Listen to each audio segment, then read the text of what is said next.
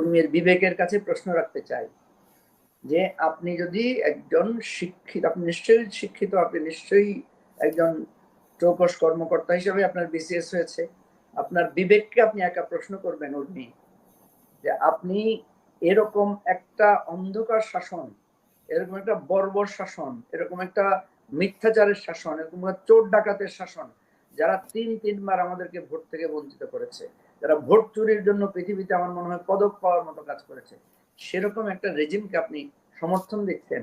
আবরার ফাহাদ ফেসবুকে স্ট্যাটাস দিয়েছিল, উর্মিও ফেসবুকে স্ট্যাটাস দিয়েছিল, দুইজনেরই তো স্বাধীনতা আছে, দুই স্বাধীনতার দুইটা রূপ। আবরার ফাহাদ হচ্ছেন একজন ইন্ডিভিজুয়াল, উনি ওনার মত প্রকাশ করতে পারেন স্বাধীনভাবে, উনি বাংলাদেশের সরকারের বিরুদ্ধে কিছু বলেন নাই, উনি একটা আগ্রাসী রাষ্ট্রের হেজেমনির বিরুদ্ধে লিখেছিলেন। আর উর্মি সরকারি কর্মকর্তা হয়ে সরকারের ব্যাপারে, সরকার প্রধান ব্যাপারে কথা বলেছেন। আবরার ফাহাদকে যখন এভাবে পানের তৃষ্ণা পিটিয়ে পিটিয়ে সাপ পিটার মতো, তখন আপনি কোনো স্ট্যাটাস দিয়েছিলেন কিনা? আপনার হৃদয় নাড়া দিয়েছিল কিনা? মুক্তিযুদ্ধের যে চেতনার কথা, অভিপ্রায়ের কথা আপনি বলেন, আবরার ফাহাদের হত্যা কি মুক্তিযুদ্ধের সপক্ষের কাজ? সেটা কি আমাদের মুক্তিযুদ্ধের অঙ্গীকারকে প্রস্ফুটিত করেছে না ভুলণ্ডিত করেছে? তখন কেন আপনার মনে হয় নাই যে আবরার ফাহাদকে হত্যা করা হয় নাই, আমাদের স্বাধীনতা, মুক্তিযুদ্ধ, সবুজ লাল পতাকাকে হত্যা করা হয়েছে? সেই বিবেক আপনার নাই। কথা হচ্ছে যে সংবিধান সংস্কার কমিটিতে যাদেরকে অন্তর্ভুক্ত করা হয়েছে এদের বেশিরভাগই আমি চিনি এবং এরা যথেষ্ট যোগ্য লোক, এবং এখানে তরুণদেরকে সন্নিবেশিত করা হয়েছে, এটাও আমি মনে করি যে এটা ভালো একটা উদ্যোগ, যে নতুনদের কাছ থেকেও আমাদের একটা অভিপ্রায় আকাঙ্ক্ষা আমরা এখানে সংযুক্ত করতে পারবো। আর যেহেতু এই কমিশন আরো অভিজ্ঞদের মতামত নেবেন, সেখানে কিন্তু তারা অভিজ্ঞ লোকদেরকে আরো, যাদেরকে তারা মনে করবেন, বা অন্যান্য, বা সরোরবা যেটা বলেছেন যে আরো কারো মতামত নেওয়ার সুযোগ থাকলে সেটা কিন্তু তারা করবেন, আমি যতটুকু জানি আর কি। তো সুতরাং আমি মনে করি যত একটু বিলম্ব হলেও কমিটিটা করা হয়েছে এবং তারা ভালোভাবে কাজ করবেন এবং আমরা সবাই মিলে এটাকে সহযোগিতা করব। এটা হচ্ছে আমার প্রথম কথা। দ্বিতীয় কথা হচ্ছে যে সংবিধান পুনর্লিখন বিষয়টি এসেছে, কারণ আসলেই সত্য কথা যে সংবিধানকে, আমাদের সংবিধানটাকে আরো বোধগম্য করে সহজ মানুষের ভাষায় এটাকে পুনর্লিখন করা যেতে পারে, কারণ সংবিধানের অনেক ভাষা দুর্বোধ্য, দেশের অধিকাংশ মানুষ এই সংবিধান সম্পর্কে জানে না, বুঝে না, ভাষাগুলো সম্পর্কে তাদের অনেক দুর্বোধ্যতার কারণে তারা অনেক কিছুকে, তাদের একটা ভীতি তৈরি আছে, ভীতি আছে সংবিধান সম্পর্কে। 3 নম্বর কথা হচ্ছে সংবিধান যতই ভালো হোক, আমাদের সংবিধানে তো আপনার, আমি সবসময় বলি কি, আমাদের সংবিধানে কি দুর্নীতি বৈধ? আমাদের আইনে, আমাদের দেশের প্রচলিত বিধানে কি রাতের বেলায় ভোট, আগের রাতে ভোট নেওয়ার বিধান কি আছে? আমাদের সংবিধান অনুসারে যদি আমরা চলি, তাহলে কি এত দুর্নীতি, এত টাকা পাচার, হ্যাঁ, যেখানে প্রধানমন্ত্রীর পিয়ন 400 কোটি টাকার মালিক হতে পারে, একটা ছাত্রলীগের জেলা উপজেলা পর্যায়ের নেতা 200 কোটি 2000 কোটি টাকার পাচার করতে পারে, এটা কি, এগুলোকে আইন মেনে আর সংবিধান মেনে হয়েছে? সুতরাং সংবিধান থাকলেই বা খুব ভালো একটা, যেখানে দ্বিকক্ষ থাকুক বা এক কক্ষ থাকুক, কিংবা সংবিধানে আপনার আমরা যেটা বলছি মেয়াদের কথা যেগুলো আসছে থাকুক, এটা থাকতে হবে, এটা সত্য কথা। সংবিধান তো মানতে হবে, সংবিধান অনুসারে চলার ব্যাপারটা তো করতে হবে। আপনি যতই কঠোরতা, যতই নিয়ম কানুন রাখেন, আমরা তো রেখেছিলাম, তত্ত্বাবধায়ক সরকার ব্যবস্থা আমাদের সংবিধানে ছিল না? ছিল তো, কিন্তু রাজনৈতিক দলগুলোই তো সেই তত্ত্বাবধায়ক সরকার ব্যবস্থাটাকে ফেল করিয়ে দিয়েছে। এটার জন্য আওয়ামী লীগ যত বড় দায়ী, বিএনপিরও এখানে একটা দায় আছে।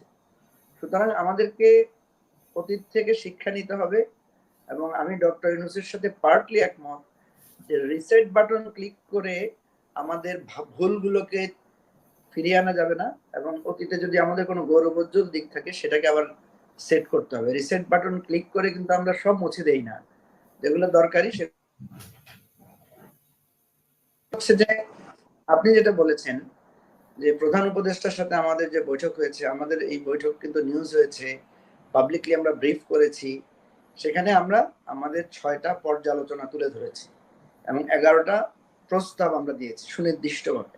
অনেকেই আমাদেরকে এটার জন্য সাধুবাদ জানিয়েছেন, ধন্যবাদ জানিয়েছেন যে সুনির্দিষ্ট আমরা যখন অবজারভেশন গুলো দিচ্ছিলাম তখন আমরা কিন্তু প্রধান উপদেষ্টাকে বলেছি যে আপনি হয়তো মন খারাপ করতে পারেন, কারণ আমাদের এই পর্যালোচনাগুলোতে কিছুটা আমরা সমালোচনা মূলক একটা পর্যালোচনা আছে। উনি বলেছেন না কোনো অসুবিধা নেই, আপনাদের যে কোনো কথা আমি শুনবো।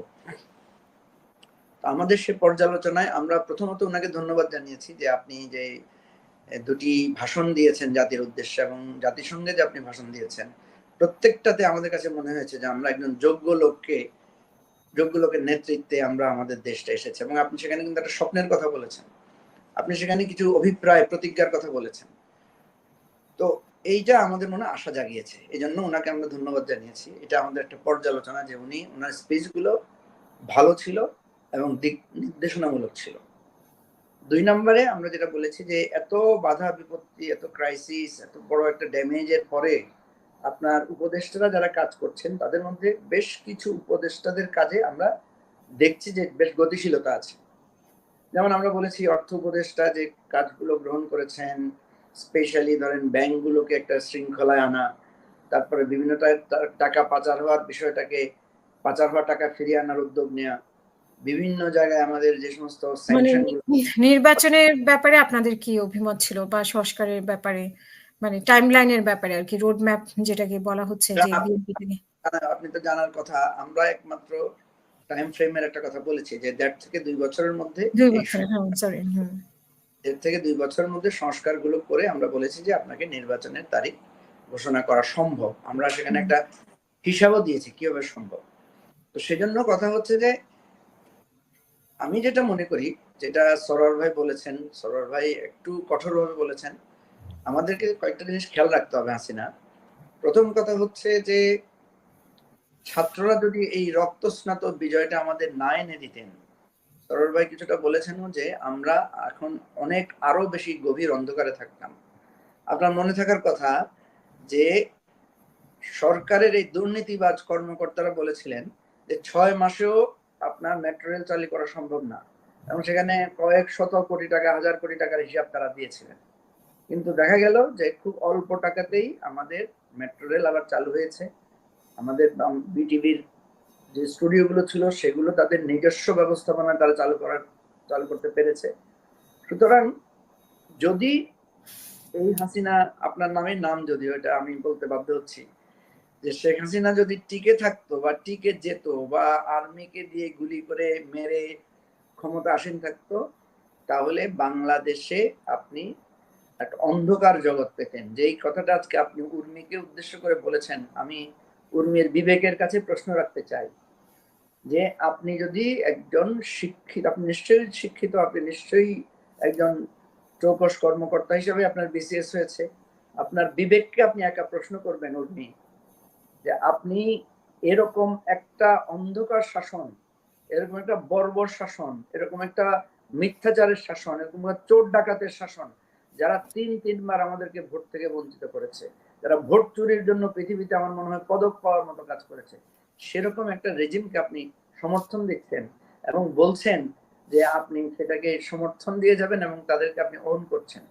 তো সো এই ধরনের অন্ধ কিছু মানুষ, বিবেক বর্জিত কিছু মানুষ কিন্তু আমাদের সমাজে আছে, এবং এই বিবেক বর্জিত মানুষগুলো আছে বলেই আমাদেরকেও কিন্তু, আপনি দেখেন সরকার পরিবর্তনের নিয়মতান্ত্রিক পদ্ধতি কি? সরকার পরিবর্তনের নিয়মতান্ত্রিক পদ্ধতি হচ্ছে নির্বাচন। তাহলে আপনি নির্বাচন বন্ধ করে দিলেন, 3-3বার নির্বাচন বন্ধ, শুধু জাতীয় নির্বাচন না, উপজেলা ইউনিয়ন পরিষদ নির্বাচন পর্যন্ত মানুষ তাদের ভোট নির্দিষ্ট প্রার্থীকে দিতে পারে না। ইভেন লাস্ট ইলেকশনে আওয়ামী লীগের লোকেরাও আওয়ামী লীগকে ভোট দিতে পারে না, যে যাকে মনে হয়েছে তার সমর্থন থাকবে না তাকে ভোট কেন্দ্রে যেতে দেওয়া হয় না। এরকম একটা কলুষিত নির্বাচনেও এই কাজটা হয়েছে। সেকেন্ড হচ্ছে যে এই রকম ক্ষেত্রে আমরা কি দেখি, রাজপথে আন্দোলন। রাজপথে আমরা যখন আন্দোলন করতে গিয়েছি তখন গুম, খুন, গুলিবর্ষণ, সাউন্ড গ্রেনেড, নির্বিচারে গুলিবর্ষণ, শত শত মানুষকে 5ই মে, 28শে অক্টোবর, 28শে আগস্ট, এই ধরনের ঘটনাগুলো আমাদের জানা আছে। সুতরাং আপনাকে নিয়মতান্ত্রিক ভাবে শান্তিপূর্ণ উপায়ে আপনাকে ক্ষমতা থেকে সরানোর সব পথ বন্ধ করে দিয়েছেন। অর্থাৎ এই যে জুলাই আগস্টে এই যে মেসাকার হয়েছে, এই যে মানুষ রাস্তায় নেমে এসেছে, এই যে মানুষ পুলিশ স্টেশন পুড়িয়ে দিয়েছে, এই যে মানুষ আপনার গণভবন রেড করেছে, গণভবন তো জনগণের ভবন, তাই না? সেখানে তো কখনো জনগণ যেতে পারে না, কিন্তু জনগণ একদিনে গিয়েছে সেই 5ই আগস্ট, এবং জনগণ গিয়ে সেই গণভবনকে আজকে জাদুঘরে পরিণত করেছে। সুতরাং মনে রাখতে হবে এই যে তাণ্ডব যেটাকে আপনারা বলছেন, এই যে গণরোষ যেটাকে আপনারা বলছেন, এটার জন্য দায় আপনাদের, আপনারাই এই গণরোষটা তৈরি করতে বাধ্য করেছেন। আজকে আপনি দেখেন, আপনি যখন উর্মির বাক স্বাধীনতার কথা বলতে যাবেন, আপনি বলতে পারবেন না, কারণ তখন শত শত হাজারো হাজারো উর্মির বাক স্বাধীনতার প্রশ্ন আসবে। আপনার কি মনে নাই আবরার ফাহাদের কি অপরাধ ছিল? আবরার ফাহাদ ফেসবুকে স্ট্যাটাস দিয়েছিল, উর্মিও ফেসবুকে স্ট্যাটাস দিয়েছিল। দুইজনেরই তো স্বাধীনতা আছে, দুই স্বাধীনতার দুইটা রূপ। আবরার ফাহাদ হচ্ছেন একজন ইন্ডিভিজুয়াল, উনি ওনার মত প্রকাশ করতে পারেন স্বাধীনভাবে, উনি বাংলাদেশের সরকারের বিরুদ্ধে কিছু বলেন নাই, উনি একটা আগ্রাসী রাষ্ট্রের হেজিমনির বিরুদ্ধে লিখেছিলেন। আর উর্মি সরকারি কর্মকর্তা হয়ে সরকারের ব্যাপারে, সরকার প্রধান ব্যাপারে কথা বলেছেন। দুইটাই বাক স্বাধীনতা, দুটার প্রকাশ কি ঘটনাটা ঘটেছে। এখন উর্মিকে যদি আপনি প্রশ্ন করি যে আপনাকে যদি আমরা এখন সমর্থন দিতে যাই, আপনার বাক স্বাধীনতার কথা বলতে যাই, সাধারণ মানুষ আমাদেরকে প্রশ্ন করবে আবরার ফাহাদের ব্যাপারে উর্মি কিছু বলেছিল কিনা। আবরার ফাহাদকে যখন এভাবে পানের তৃষ্ণা পিটিয়ে পিটিয়ে সাপ পিটার মতো, তখন আপনি কোনো স্ট্যাটাস দিয়েছিলেন কিনা, আপনার হৃদয়ের নাড়া দিয়েছিল কিনা, মুক্তিযুদ্ধের যে চেতনার কথা, অভিপ্রায়ের কথা আপনি বলেন, আবরার ফাহাদের হত্যা কি মুক্তিযুদ্ধের সপক্ষের কাজ? সেটা কি আমাদের মুক্তিযুদ্ধের অঙ্গীকারকে প্রস্ফুটিত করেছে না ভুলুণ্ঠিত করেছে? তখন কেন আপনার মনে হয় নাই যে আবরার ফাহাদকে হত্যা করা হয় নাই, আমাদের স্বাধীনতা, মুক্তিযুদ্ধ, সবুজ লাল পতাকাকে হত্যা করা হয়েছে? সেই বিবেক আপনার নাই।